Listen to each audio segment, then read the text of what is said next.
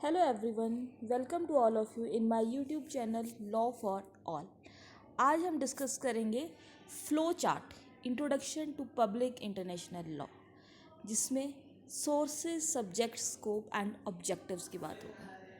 Public international law 1 page revision. Public international law introduction, rules and regulation between states and other international persons, definitions, opinion and Bradley, very important definition.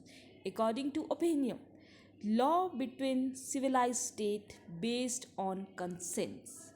Bradley, law of nations governing states, very important definitions for net point of view.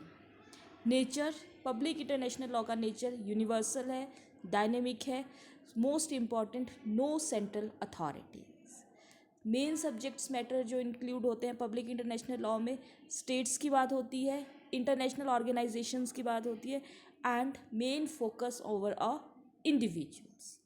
Sources, treaties, conventions, international customs, general principle of law recognized by the civilized states, and the fourth one is judicial decisions.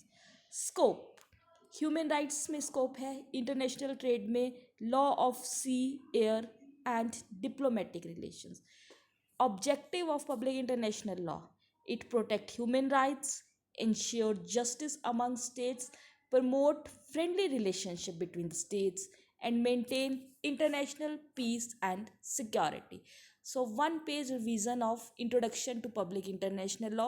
For detailed notes मैंने already upload करी है video. Thank